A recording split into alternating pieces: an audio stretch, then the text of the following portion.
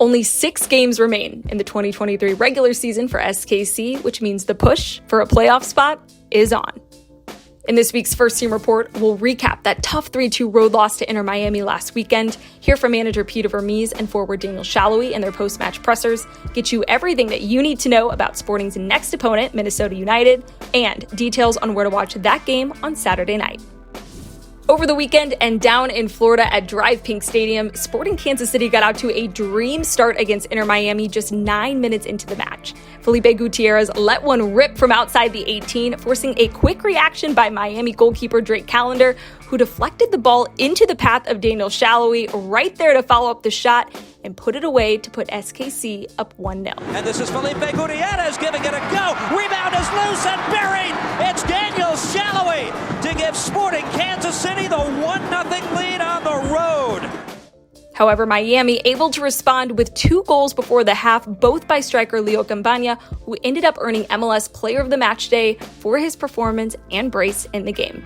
Then, second half, Miami added a 3rd goal in the 60th minute, but after that, the game really opened up for SKC going forward, and in the 78th, striker Alan Pulido pulled SKC within a goal with this absolute beauty inside the box.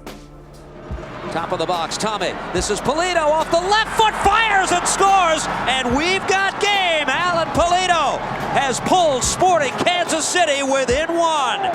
That goal for Pulido moved Sporting's number 9 into a 3-way tie for second in the MLS Golden Boot race and also earned Pulido Team of the Match Day honors. However, it wasn't enough as SKC fell 3-2 to Miami. After the match, manager Peter Vermes gave his thoughts on the game and his team's effort in pushing for that equalizer late in the game. I think, in a game like this where once they go up 3-1 and the game is, back and forth, end to end, you're going to get chances, you're going to get balls in front of you, in front of your goal and all those other things, because we had them as well against them. And I thought our team actually did some really good things. And I think that, like I said, I think the 3rd goal, could we be smarter? Sure, we could be smarter. We could keep the ball and get a yellow card. We could do that and not let them play fast. There's a lot of different things that we could do in that as well. I think once all the goals got scored, especially when it was 3-1, I think the game got a little bit. It was more open than before.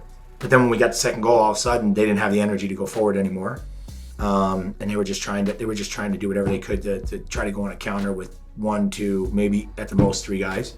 And we were doing a very good job from behind to defend, and we were just, we put some good balls in and around the box.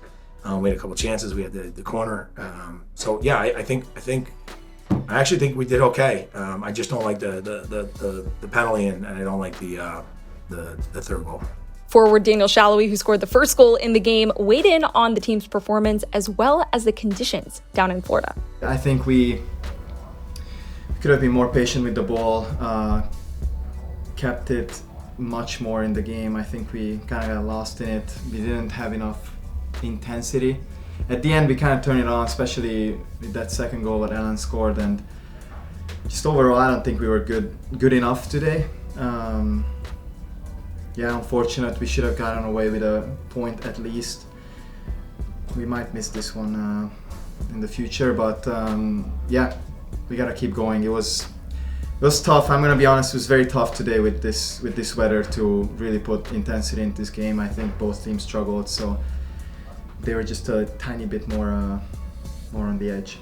Yeah, crazy. Honestly, most guys were saying they've never played in humidity like this, so it's just. Honestly, I'm already skinny, but I think I lost like 15 pounds today, so it's not easy, but that's not an excuse, it's one of those that it just makes it more difficult, but we have to bounce back from it because there's still games left and we have to make the playoffs.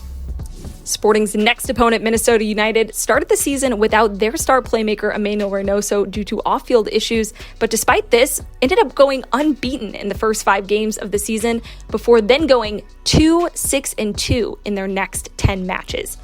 Reynoso then returned to the team on June 3rd, and since then, the Loons have managed to pick up points, losing just 2 times in order to remain in a playoff spot at 7th place in the Western Conference.